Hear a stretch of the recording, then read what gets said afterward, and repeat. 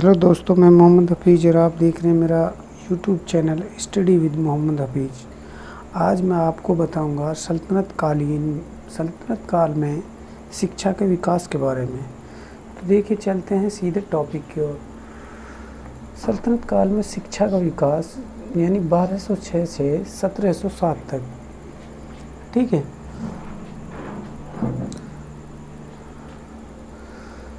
तो सल्तनत युग में शैक्षणिक पद्धतियों में परिवर्तन नहीं हुआ था।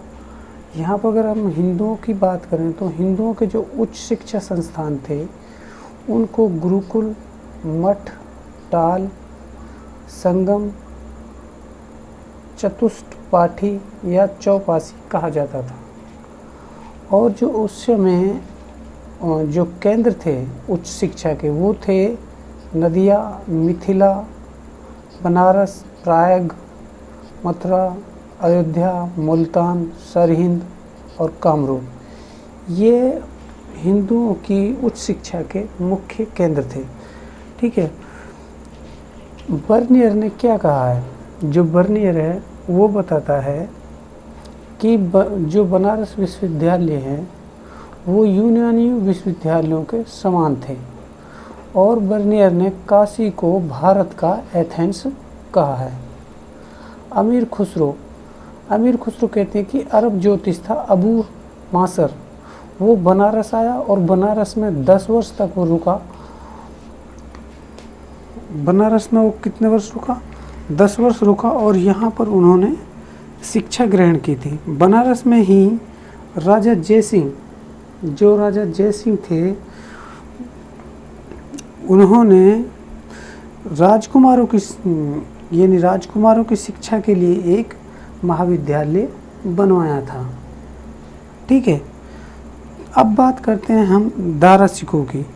जो दारा सिकों थे उन्होंने सिरारे अकबर में, दारा सिकों ने सिरारे अकबर में जो उनकी एक बुक है उसमें बनारस को शिक्षा का केंद्र बताया है। ठीक है। अमीर खुसरो क्या कहते हैं कि जो दिल्ली थी, अमीर खुसरो क्या कहते हैं कि विद्या के क्षेत्र में दिल्ली बुखारा के समकक्ष थी। भारत के जो ब्राह्मण थे वो अरस्तु के समान प्रतिभाशाली थे। किसने कहा? ये अमीर खुसरो ने कहा है। ठीक है। किसने कहा है? अमीर खुसरो ने। जो मिथिला विश्वविद्यालय थे, यानी मिथिला विश्वविद्यालय जो था इस काल में वो ब्रह्मजीरिया शिक्षा का केंद्र था। ठीक है। जो मैथिली गीतों के रचयिता थे वो विद्यापति थे। और कौन थे? विद्यापति थे। जो महेश ठाकुर था, यानी जो आचार्य महेश ठाकुर था वो क्या था? शिष्य था किसका? रघुनंदन दास का। ठीक है। किसका शिष्य था? रघुनंदन दास का। जो ये महेश ठाकुर थे ये तर्कशास्त्र के संपन्न विषय थे, तर्कशास्त्र के क्या थे? ज्ञाता थे। राइट।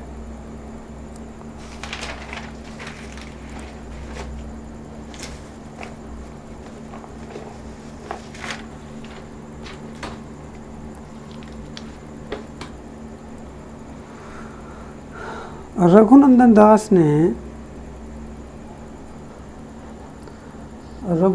दास ने अकबर के दरबार में, यानी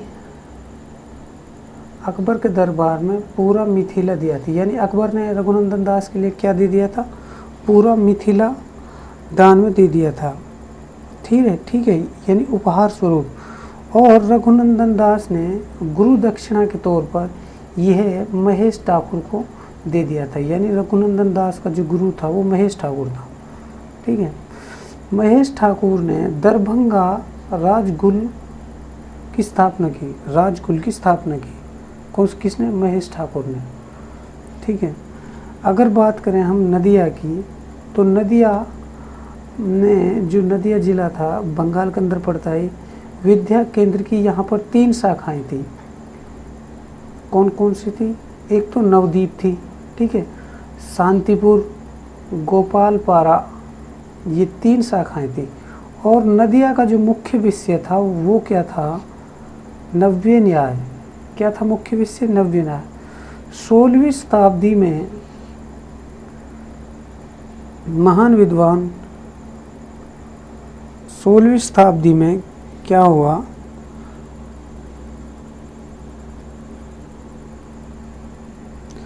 सोलहवीं शताब्दी में महान विद्वान ने सार्वभौम की स्थापना की। किसकी स्थापना की? सार्वभौम की स्थापना की, जिससे मिथिला का महत्व तो कम हो गया था। ठीक है। अगर मुस्लिम शिक्षा की बात करें तो जो मुस्लिमों की उच्च शिक्षा थी वो मदरसों में दी जाती थी, जबकि जो प्राथमिक शिक्षा थी वो मकतबों में दी जाती थी। बच्चे को 4 वर्ष 4 माह और 4 दिन में बिस्मिल्लाह समारोह कराया जाता था और हिंदुओं के ये उपनयन संस्कार के समान था। अब जो इनके लिए उपाधियाँ मिलती थी, यानी जो मुसलमान तर्कशास्त्र और दर्शन शास्त्र का ज्ञाता होता था उसको फाजिल कहा जाता था। क्या कहा जाता था? फाजिल। वहीं जो धर्मशास्त्र का विशेषज्ञ होता था उसको आलिम, और जो साहित्य का जानकार होता था उसको काबिल मुस्लिम लोगों के अंदर कहा जाता था।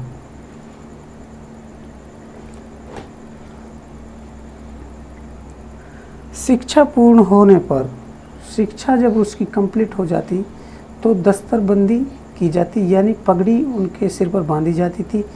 यह हिंदुओं के समापवर्तन संस्कार के समान था। निजामुद्दीन औलिया की जो दस्तरबंदी थी वह अलाउद्दीन उसूली ने की थी। किसने की थी? अलाउद्दीन उसूली ने। अमीर खुसरो की बात करें तो इन्होंने इजाज़ खुसरवी और सीरत फिरोज शाही में विषय पुस्तकों की जानकारी दी है। अगर औरंगजेब के समकालीन निजामुद्दीन सियाहवली, जिसे दर्स ए निजामी लिखा, उसके 11 विषय थे। उसमें कितने विषय थे? 11। आगे ये विषय 15 हो गए। मुग़ल काल में यानी औरंगजेब के काल में खुलासतुल मुख्तब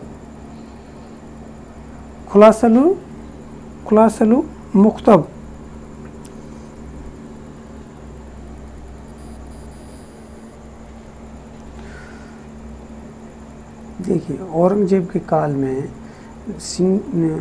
समकाल में जो मकतबों का सिलेबस होता था, यानी औरंगजेब का जो समकालीन निजामुद्दीन सियाहवली है उसको दर्स ए निजामी कहा है, जिसके अंदर 11 विषय होते थे।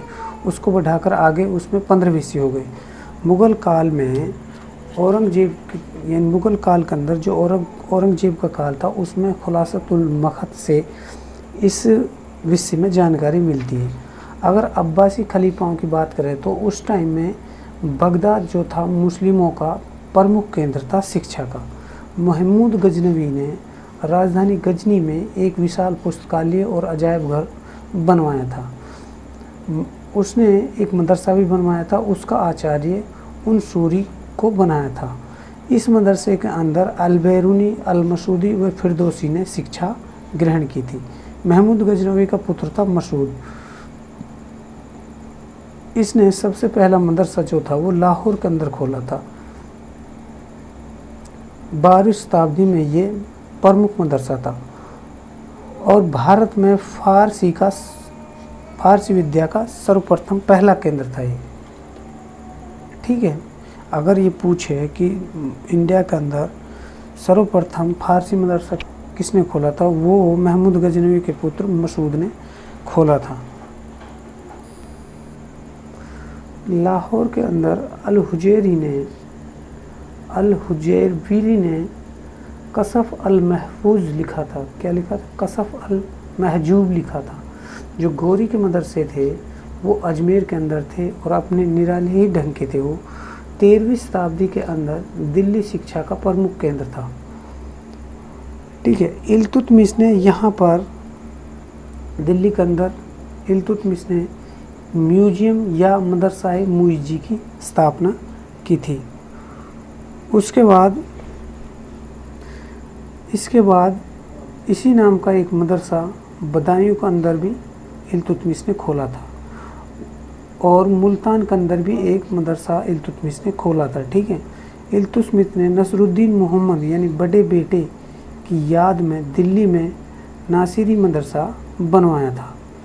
ये किसने बताया? ये मिनहाज जो विद्वान है उसने बताया। ठीक है, अपने बेटों की शिक्षा है तो इसने बगदाद से आदाबुस सलातीन व मसरीसुस सलातीन नाम की 2 पुस्तकें मंगवाई थी। ये क्वेश्चन नेट के अंदर भी आ चुका है, राइट। अगर बलबन की बात करें तो बलबन का युवराज था यानी पुत्र था जो मोहम्मद, वो विज्ञान का ज्ञानी व साहसी की तलाश में कैसर ने छोड़ा था। किसने छोड़ा था? विज्ञान ज्ञानी और साहसी और व्यक्तियों की तलाश में कोई कसर नहीं छोड़ा। ठीक है, अमीर खुसरो, अमीर हसन देहलवी, जो ये 2 राइटर थे, इन्होंने अपना साहित्यिक जीवन शहजादा महमूद यानी जो इनका साहित्यिक जीवन था शहजादा महमूद के दरबार में शुरू किया था। उसकी मृत्यु के बाद यानी शहजादा महमूद की मृत्यु के बाद ये लोग बलबन के दरबार में चले गए थे। अगर जलालुद्दीन की बात करें तो जलालुद्दीन एक साहित्य प्रेमी व्यक्ति था। खुसरो को इन्होंने पुस्तकालय का प्रमुख बनाया था यानी लाइब्रेरी का प्रमुख अमीर खुसरो को इन्होंने बनाया था। अलाई दरवाज़ा, जो अलाई दरवाज़ा था अलाउद्दीन खिलजी का, वो अलाउद्दीन की शिक्षा का एक प्रसारक था। उसके दरबार पर 15 विद्वानों को वजीफ़ा देता था। कौन? अलाउद्दीन खिलजी। ठीक है, फरिश्ता बताता है कि उसके यहाँ 45 डॉक्टर भी शिक्षा देते थे। कितने? 45 डॉक्टर। अलाउद्दीन ने सीरी के अंदर एक मदरसा बनवाया जो हौज खास के निकट था। फिरोज ने बाद में इस मदरसे की मरम्मत कराई थी। जो अलाउद्दीन था उसका मुख्यमंत्री था शमस-उल मुल्क। वो निजामुद्दीन औलिया का शिक्षक था। ठीक है, जबकि निजामुद्दीन औलिया का जो मुख्य शिक्षक था वो अलाउद्दीन उसूली था। ठीक है, दिल्ली बगदाद की ईर्ष्या, काहिरा की प्रतिद्वंदता और कुस्तुनतुनिया के समकक्ष थी। ये किसने कहा? ये विशेषज्ञों ने ऐसा कहा है। पूर्वी देश ये यानी जो पूर्वी देश हैं उसमें मुसलमानों का प्रमुख केंद्र दिल्ली थी। किसका? शिक्षा का, शिक्षा के स्तर से। अगर मोहम्मद बिन तुगलक की बात करें तो मोहम्मद बिन तुगलक ने भी दिल्ली के अंदर एक मदरसा बनवाया था। वहीं फ़िरोज़ तुगलक ने 30 मदरसे बनवाए। जो सर्वाधिक शिक्षा का विकास फ़िरोज़ तुगलक के काल में हुआ। ये विद्वानों पर 26 लाख प्रति वर्ष तक का खर्च करता था। फ़िरोज़ एक शिक्षा प्रेमी था। इल्तुतमिश के मदरसों में चंदन की लकड़ी का दरवाज़ा फ़िरोज़ तुगलक ने लगवाया था। 1352 में मदरसा-ए फ़िरोज़ शाही की स्थापना दिल्ली के अंदर की और जिसका शिक्षक इन्होंने जलालुद्दीन रूमी को बनाया था यानी उसका प्रमुख प्रधानाचार्य। सर्वप्रथम फ़िरोज़ तुगलक ने व्यावसायिक पाठ्यक्रम चालू किया। सीरी में मदरसा बनवाया। बच्चों को छात्रवृत्ति व निःशुल्क भोजन का प्रबंध भी फ़िरोज़ तुगलक ने किया था। अगर सिकंदर लोदी की बात करें तो सर्वप्रथम हिंदुओं ने इसके शासनकाल में फ़ारसी में अध्ययन किया। सर्वप्रथम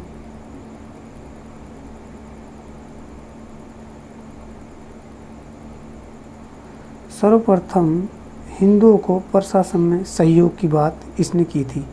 आगरा के अंदर इन्होंने एक मदरसा बनवाया। निजी भवन में 17 विद्वान रहते थे, यानी सिकंदर लोदी उसमें कितने विद्वान रहते थे? 77 विद्वान रहते थे। आगरा, मथुरा और मारवाड़ में इन्होंने मदरसे बनवाए। इसके काल में दर्शन व तर्क शास्त्र की पढ़ाई शुरू हुई थी। किसके शासनकाल में? सिकंदर लोदी के शासनकाल में। मुल्तान का एक अब्दुल्ला अजीजुल्ला नामक शिक्षकों को इन्होंने आमंत्रित किया था, क्योंकि अब्दुल्ला की शिक्षा प्रणाली से बहुत ज़्यादा प्रसन्न था।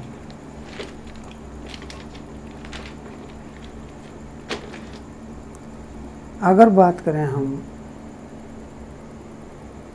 प्रांतों की शिक्षा की, तो दक्षिण में ब्रह्मपुरी या घटिया जैनियों की पल्लियों में शिक्षा दी जाती थी।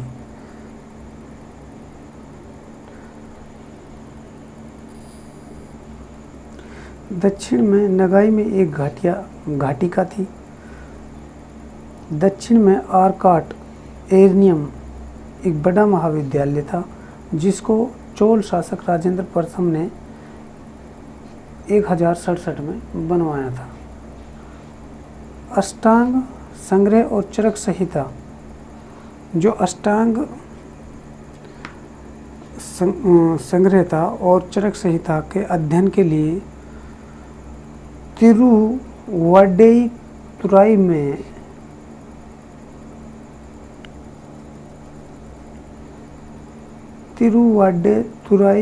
व पढ़ने का व्याकरण तिरुवड्डेई, ये 2 स्थान थे अध्ययन के लिए प्रमुख थे। किसके लिए? अष्टांग संग्रह और चरक संहिता के लिए, और पढ़ने के लिए ये। केरल राजाओं ने कलारी यानी सैनिक स्कूल की स्थापना की थी। ठीक है। बहमनी का वजीर था महमूद गवां, उसने बीदर में एक महाविद्यालय बनवाया था। और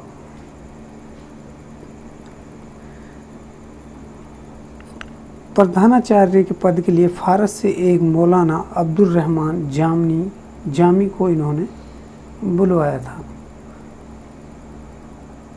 जबकि जो सरहिंद था वह आयुर्विज्ञान चिकित्सा के लिए प्रसिद्ध था। मुल्तान की बात करें तो मुल्तान खगोल, ज्योतिष, गणित, आयुर्विज्ञान का प्रसिद्ध केंद्र था। सिंध का थट्टा जो था उसमें 400 कॉलेज थे। कितने कॉलेज थे? 400 कॉलेज। मध्यकाल में जौनपुर को सिराज हिंद कहा जाता था। क्या कहा जाता था? सिराज हिंद कहा जाता था जौनपुर को।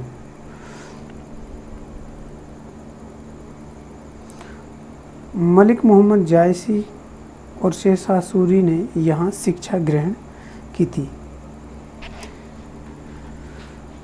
बीवी रजा बेगम थी, उसका मदरसा जौनपुर की शिक्षा के लिए महत्वपूर्ण साबित हुआ और एक फर्जी शिक्षण संस्थान था। कश्मीर का सुल्तान जैनुल आबदीन सम्राट होने के बाद भी मदरसे में शिक्षा प्राप्त करने जाता था। ठीक है। और इन्होंने ही सर्वप्रथम कश्मीर के अंदर मदरसे खोले थे। किसने? जैनुल आबदीन ने, यानी शासक होते हुए भी मदरसे में पढ़ता था ये, और सर्वप्रथम मदरसे खोले थे इसने। राजपूत राजा की रानी थी राजपूत राजा पूरनमल की पत्नी रत्नावली थी। उन्होंने भी वो भी एक शिक्षित महिला थी। ठीक है।